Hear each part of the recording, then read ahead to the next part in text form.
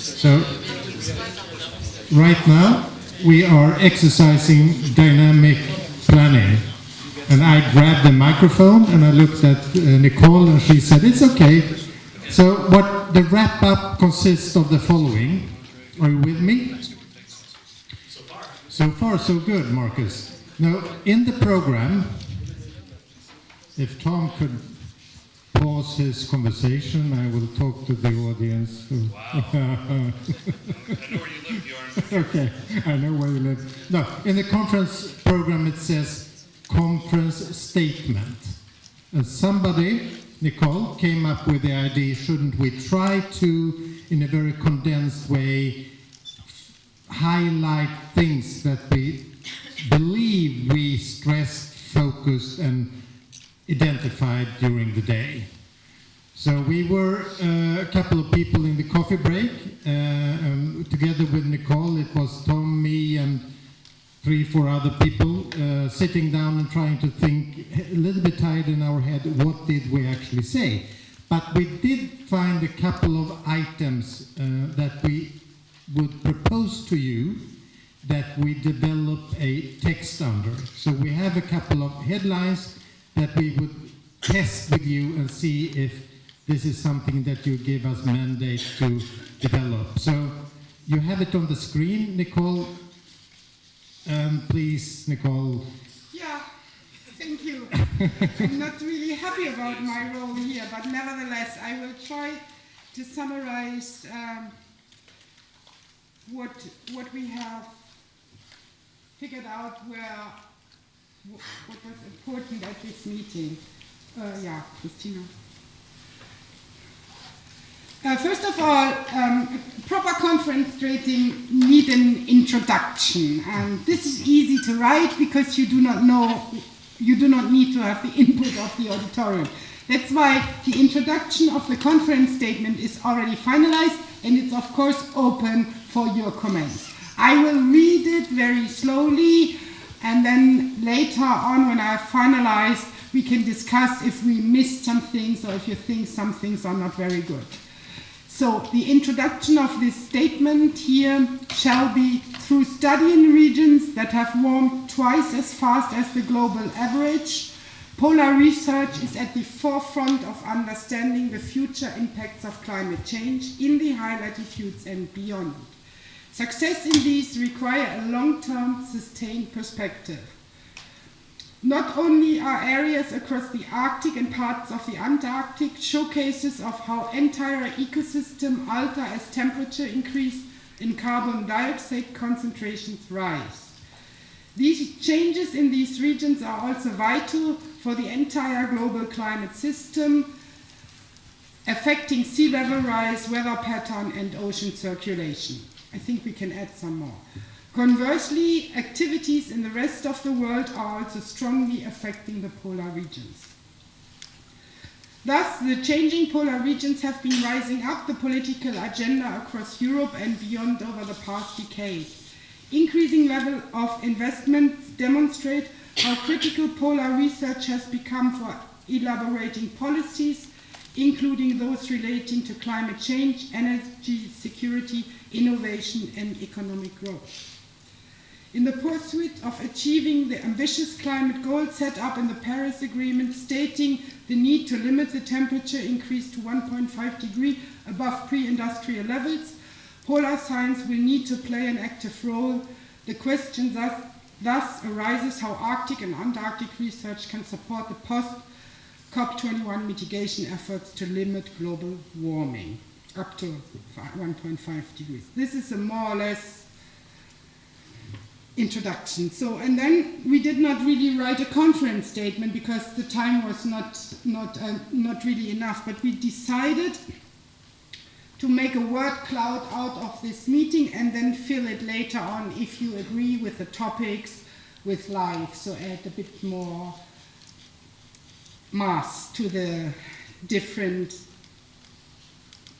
keywords we have identified here at the meeting. So the word cloud of this meeting comprises the following things. So most often mentioned was youth, education and capacity building on all levels. It's clear that we have to involve the young generation much more in our research. We nicely heard from Christina that the World Ocean Council also wants to train future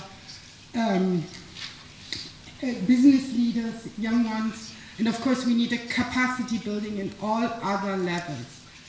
And we have to bring also our science to the even younger generation by educating them. We learned today also that communication of our science is a key issue. Communication in a way that policymakers understand us, that the general public understand our relevance. We have to put much more efforts in communication. A key issue is also collaboration in all levels between scientists of different nations and different disciplines, but also between scientists and stakeholders. Another key word is coordination, making your colleagues aware of what is going on, sharing your infrastructure, as Jane nicely mentioned in her talk, but also being aware of what is going on. So coordinate the research, coordinate the infrastructure usage. Then, very important, trust building, as Gianni mentioned this morning. So not only take the data and go away, but really work on trust with each other.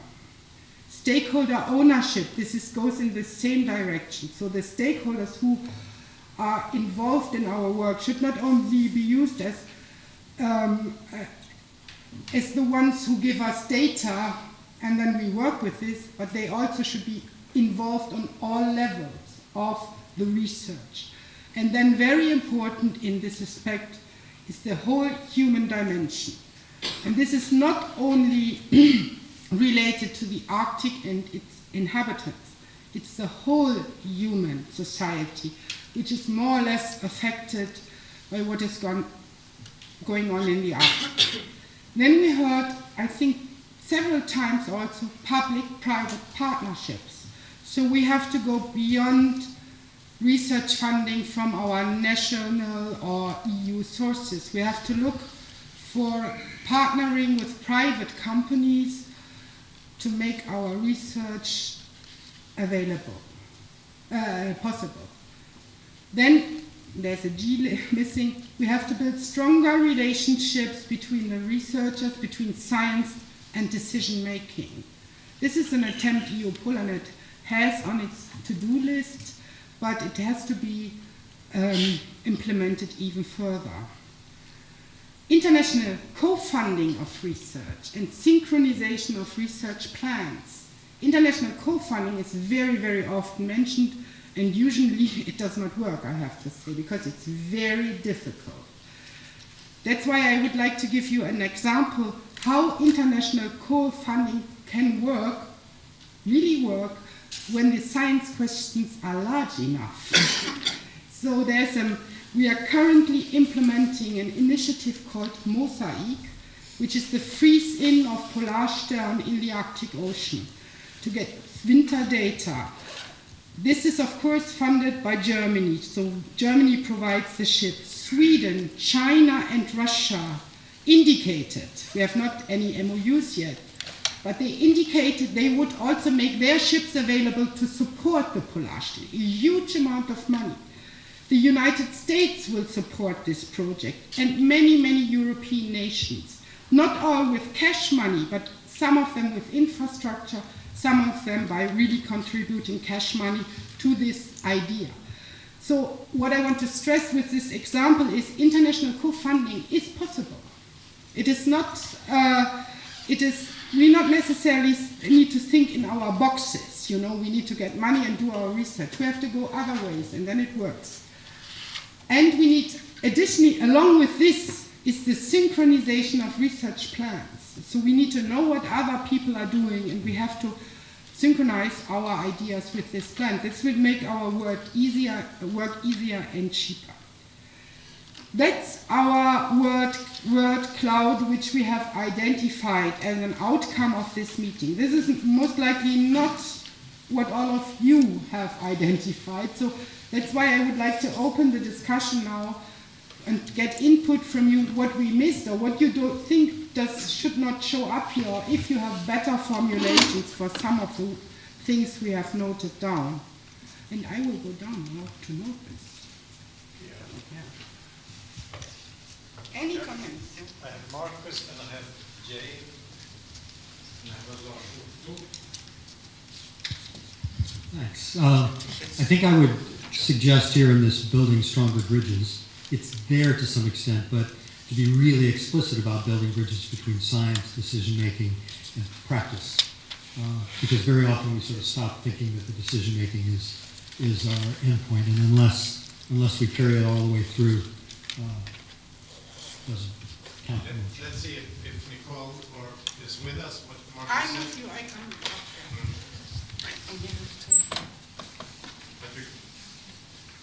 It's a small tweak, but I think it's You're not letting Nicole? Did you get it, Nicole? Do you want Marcus to say it again? Marcus should say it again. Yes. Say it again. I have to note it down, otherwise I cannot complete what we The have. second to the last line there. Yeah. It says building stronger bridges between, you could say, the sciences and decision making. You're going to have to put a little Yeah. apostrophe up there if you're going to leave the G out. And practice. And that entails engaging with local folks and others who are responsible for actually implementing decisions. Okay. James? I do think we should put some science in there. So I think maybe a line which says ambitious polar science with global impact, and then maybe I thought of something really. What was it I thought about? Yeah, and it's gone. Age. Yes. Senior moment. Yeah. What do you think? Hang on. Yeah. Science with the impact. I'll remember it in a minute. Yeah, I think you have a lot of good points here, but I'd like to stress one that Tom Armstrong had. That what you need is this three things, that is science into adaptation, mitigation, and innovation for harvesting carbon out of the system. If you want to achieve Paris 2 degrees or 1.5, you better put down the brakes on the emissions and come in with something new and need to start harvesting. That's a huge innovation area. And Horizon 2020 always asks for at the end, where's the innovation of your science? So I think that's really a challenge here. You need adaptation in the Arctic, for sure, where there will be, even if you achieve 2 degrees, there will be a hell of water coming out of the Arctic. The permafrost will be thawing like hell. So there will be a totally new Arctic. And already today we have passed 1.5 degrees. So what we say in the new assessment come from AMAP, we go stronger than what you heard here. But that you don't will see until April next year. If you pass on to the left. Okay, thank you. Martin Voices, Finnish Environment Institute. So just to follow up, so it was shown also that, of course, it will be very difficult to reach this 1.5 target, and then due to this Arctic amplification, I mean, of course, the change in the Arctic will be much bigger than this on the global average. So that's obviously something that we could note, that it's very likely then that the change will be bigger than this 1.5 target will really imply. So just as Lasat already said, so we just to indicate that this is like a very unlikely pathway, and of course the change is likely to be bigger than that. So thank you.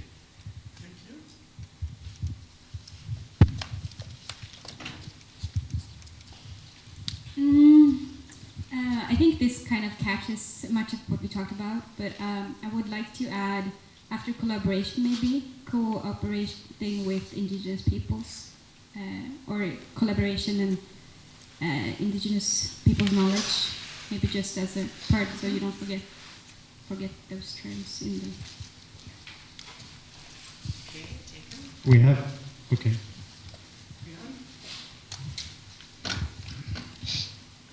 I'm Stein Sandman from the Nansen Center, and I'm going to be the coordinator of this Empowerus project. One thing which hasn't really been mentioned today, and I think it's important to stress this is the European Copernicus program, which is a huge effort. Probably Europe is leading in the world on launching these satellites and observing systems. And I think for the polar research, it's really important that we can benefit from these investments, really heavy investments, and it's you need to get resources for the research. I think we have to bear in mind that these efforts should be part of the science plans for Europe. I certainly agree on the importance. We may have a challenge if we did not mention it during the conference. It could be a little bit tricky to stress it so concretely in the statement, but I certainly agree on the Copernicus importance. But we can stress it in a bit different way, Yeah. mentioning Copernicus as an example. Yeah. Cooperation, seeking cooperation, That was my- space and other agencies. I don't know, I have to think about it. That was my thought. So Jane has now remembered the brilliant sentence. And I wrote it down. So it was something like ambitious science for global impact and improved predictions about future polar change. It's getting the predictions about changing.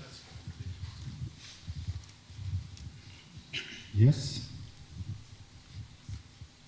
Hi, my name is Louis Loris and I'm from the Greenland representation here to the EU. Something that was mentioned, I think it was by Marcus, it's when you speak about the Arctic, you quite often focus on what's happening in the Arctic, but you don't focus so much on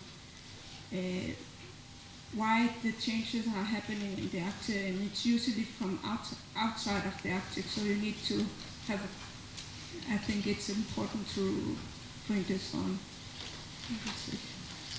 Thank you. Thank you.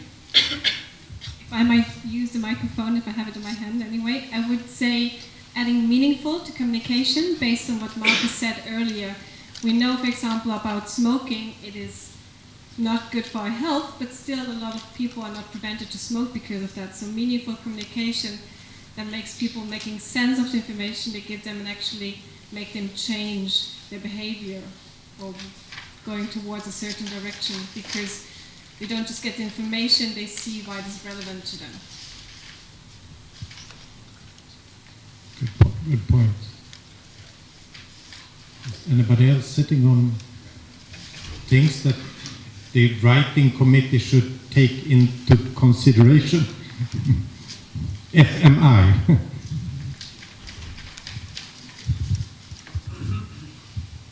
Well, thank you. So I think it was mentioned by Thomas Stocker that it would be feasible to have multiple targets. I mean, not only 1.5 for climate change, but also like for ocean acidification and other ones which are so simultaneously to be reached. Thank you. So I'm Eric Wolf from the University of Cambridge. I think all the things on here are great things about why we should do polar research and polar climate research.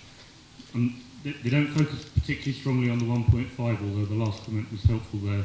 So I wonder if we should include something which did come up in Thomas Stocker's talk about the fact that 1.5 degrees, which we aspire to, and 3.5, which is what we're heading for, are very different. And in particular, you probably passed some tipping points on the Greenland ice sheet, for example. I mean, that would be, I don't know if that's the best example, but that's the one that comes into my head, that you almost certainly don't pass the tipping point at 1.5 degrees, but do pass it at 3.5. So it's an important piece of evidence to put forward. Right. Franz?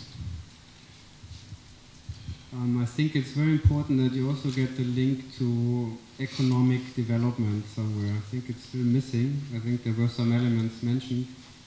But for funding agencies in the EU in particular, if you look in the EU communication on the Arctic policy, the keyword is sustainable economic development in the Arctic. And you need to get this link there to support or to find funding agencies willing to put more money into this.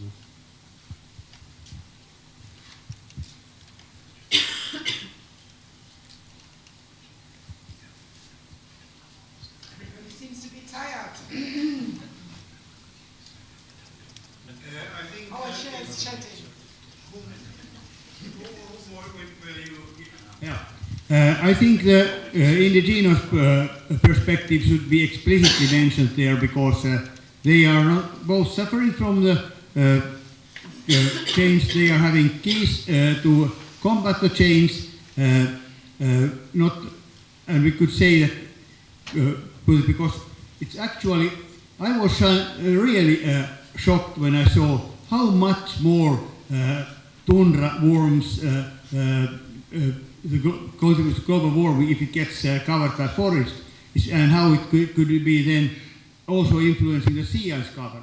The whole Eurasia has indigenous people involved in reindeer husbandry, and we are using the potential very, very weakly, especially in Russia, where it could increase several orders of at least one order of magnitude of reindeer numbers without any problem. They have no zero impact on shrub encroachment because there are so few reindeer. Maybe I should make a comment also.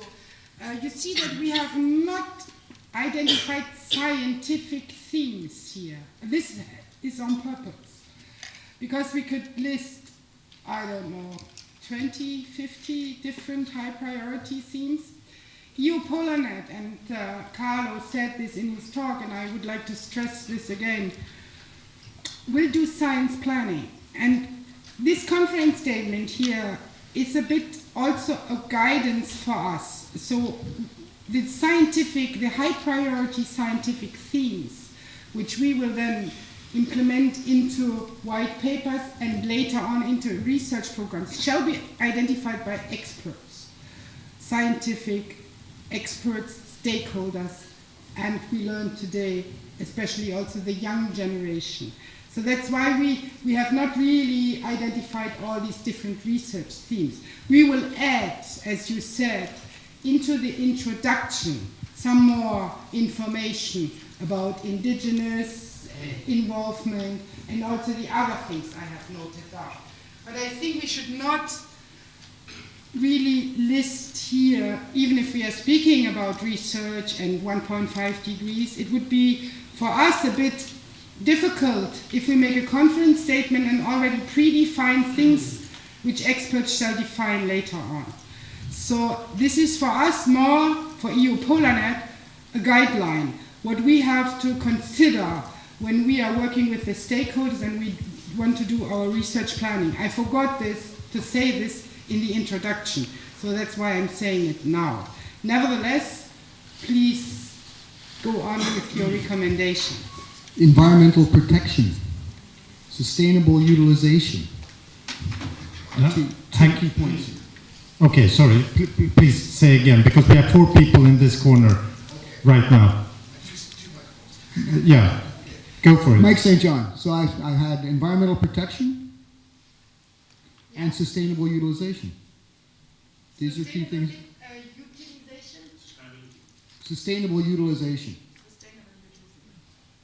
Good words. So if I'm trying to install some order here, I would like to remind us that we are going in for landing on this meeting, so please be short and concise. And now I see 5 people. First. Hi, yeah, Jonathan Bamber, University of Bristol. I think what you said is absolutely fine about not having specific science in here, but as it is, it's very, very generic. You could have these sentiments, because that's really what they are, describing any part of, or any component of the climate system and our concerns and what we want to do, or actually any form of science communication almost, youth education. I think you have to draw out something about what is unique about the polar regions, maybe particularly the Arctic. Maybe I shouldn't say that, but polar amplification is a little bit stronger in the Arctic now, and what the global implications of the changes in the polar regions actually are, and that we need to worry, the whole planet needs to worry about what happens in the polar regions. And that's a little bit in your introductory paragraph, but it needs to be here, because otherwise it's just a little bit too motherhood. I agree, we need to elaborate. Point taken. So we have 3 people in this corner. Please be short and concise. Yeah, I second you with not being too specific, because we are here with our old brains, and if we specify, and even if we let experts specify with their old brains, we might specify a way, the new paths which younger people with fresher brains will do. So I think one real big problem in science programs is that you can identify goals, but when you start to identify means, then you are excluding those ideas which nobody has yet thought about. So, and I give the microphone to Magnus Tannefeld. Thank you. I think you should make sure to spell out the need for collaboration on infrastructures, ships, stations, aircraft, and unmanned vehicles. I think we try to cluster that in our thoughts. Sharing is actually, but good you pointed it out, Magnus. Yes, Spain. Marcus, I miss the word technology that we heard a lot. I mean, Jane, he was constantly saying something about that, and this could be linked to collaboration. Collaboration, technology, infrastructures. I mean, what is the meaning of collaboration without considering infrastructure, for instance, which is a key point? But I think you are right, you list new technologies that was mentioned several times in several talks. So this has to be an additional point here. Innovative technologies, yeah. Absolutely right. Thank you. You have just one word there, communication. Do you need to decide who you want to communicate with? Is it policymakers? Is it public? Is it other scientists? Is it media? And communication should be a two-way process, but often it's just a matter of giving out information. Perhaps you need something like public engagement, which implies much more of a two-way process and actually getting out there and talking to people. Thank you. Nicole, to get back on the innovation and new technologies, maybe something like the need to drive investment in innovation and new technology, specifically around these polar issues. Thank you. Sorry. No, I like also, and I don't know how to, I'm sorry, I don't know how to word it, but the idea that what happens in the pole is sort of, it's the canary. Can we put the canary? It's the bird. I mean, yeah, it is. It's, in a way, it's the canary. No, it's not. Well, canary. Sorry. It's not into the introduction. I was pronouncing it in French, sorry. Like, what? The canary? The canary. The canary. The canary effect, or the okay. I have it. Or, Christine, or in Swedish, vi tar in kanariefågeln i introduktionen. That's it. Yes. Fy fan vad bra. Okay, my dear friend Thomas, there is a figure that is bothering you. Why is it bothering you? So this is a bit of a tough one. You can leave 1.5 the way it is, but just to air it out, and it's, you know, as far as I'm concerned, it's everybody else's fault. I'm just one person. But just to be truthful for everybody in this room, we're not going to get to 1.5. I mean, we're not. We're past it. I mean, with the climate commitment we're already seeing, we're going to drive right past it no matter what we do. I personally, as a participant, would support that we believe in the spirit and the intent of going to 1.5, because that's what's necessary to save Pacific Island nations. And maybe you feel it's also necessary to save things that are near and dear to where you live. If that is the case, I would word it that way, that you recognize the challenges of achieving 2.0, let alone 1.5, and be realistic about it. My fear is in a conference statement like this, if you just say, we're going to go to 1.5, you're not going to be taken seriously. And that's my personal opinion. I just air it to see if I can promote a little bit of discussion on how to deal with, how you would like to deal with this. Did you talk? Okay. Tom said it and Marcus did like this, and I saw some nodding, and you were when you talked about 3.5, I think you were in the same 1.5 compared to 3.5, and FMI. Sorry, I forgot your name. But you stressed that when we are talking about if there eventually will be a 1.5, we're talking about something much more in the polar regions, and I don't think we stress that enough. There is an exercise with figures and how we look upon the figures. Is it a belief that helps us going on the right track, or is it something else? So, I don't want to get too philosophic with this. You can get ultimately to potentially to 1.5, but not through mitigation.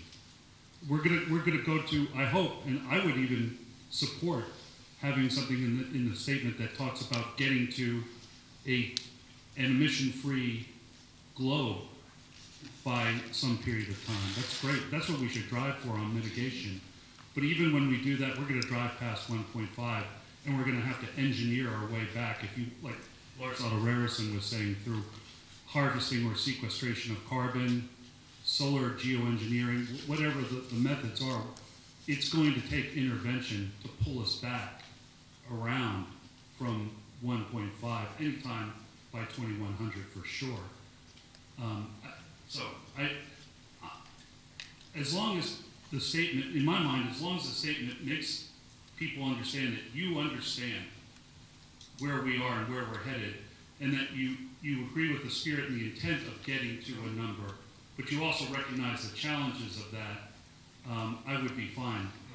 If you understood the part of it when I talked about that, and I apologize if you didn't, the problem with climate engineering is that we've done a lot of microscale, mesoscale kinds of things, not even a lot, some, but we really are not there in terms of the science, and scaling up to the level of gigatons of carbon removal is something we don't know that we can do at this point.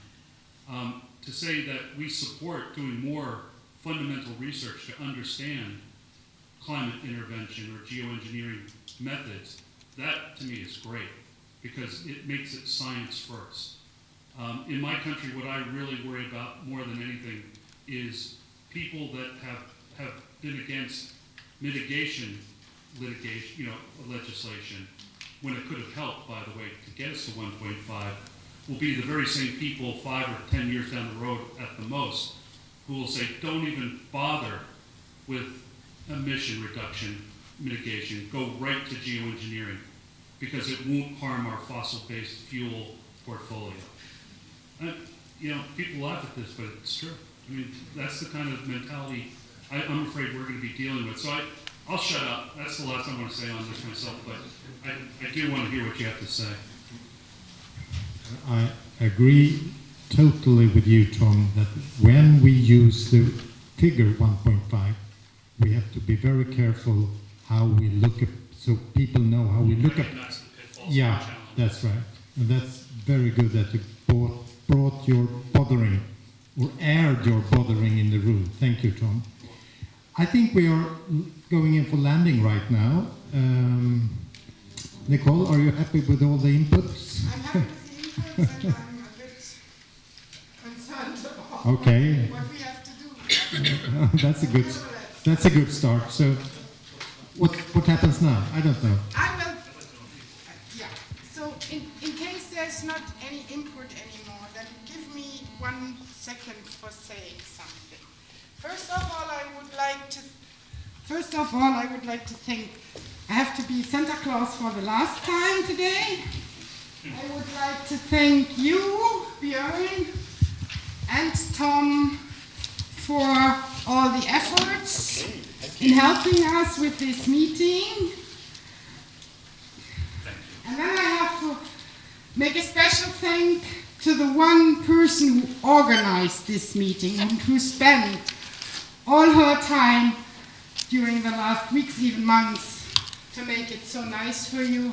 Please give a big applause to Christina.